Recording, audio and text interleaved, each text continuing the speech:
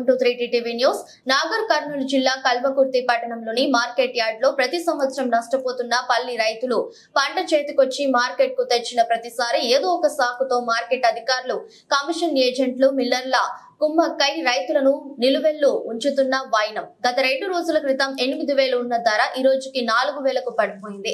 ఎక్కడ ఈ దోపిడీ? రైతన్నలు 6 కాలం కష్టపడి పంట పండించడమే శాపమా? దర్జాగా ఉద్యోగం చేసుకునే మార్కెట్ అధికారులు, కమిషన్ ఏజెంట్లు, మిల్లర్స్ ఎలాంటి శ్రమ లేకుండా ప్రజల సొమ్మును దండుకుంటున్న అడిగే నాదుడే లేక ఎంతకాలం ఈ మోసం? ఇకనైనా ఈ ప్రభుత్వం మరియు ఉన్నత అధికారులు వెంటనే స్పందించి రైతులకు గిట్టుబాటు ధర, అదే విధంగా చొరవ తీసుకోవాలని, ఇలాంటి మోసాలు జరగకుండా కఠినమైన నియమ నిబంధనలు పాటించేటట్లు ఎప్పటికప్పుడు ఇన్స్పెక్షన్ చేయాలని. లేకపోతే ఈ కల్వకుర్తి మార్కెట్ యార్డ్ గురించి చెప్తే ఒక పెద్ద గాదే ఉంది. రైతులకు వసతి గృహాలు ఉండవు, కనీసం టాయిలెట్స్ కూడా సక్రమంగా మీటింగ్ చేయడం చేత కానీ ఈ అధికారులు మిల్లర్స్ తో కుమ్మక్కై అవ్వడానికి సిద్ధంగా ఉంటారు. వారికి వారి బాగోగులు తప్ప రైతుల గురించి ఏమాత్రం పట్టదు. అందుకు నిరసనగా రైతులు కల్వకుర్తి హైదరాబాద్ చౌరస్తాలో పెద్ద ఎత్తున నిరసన తెలిపారు.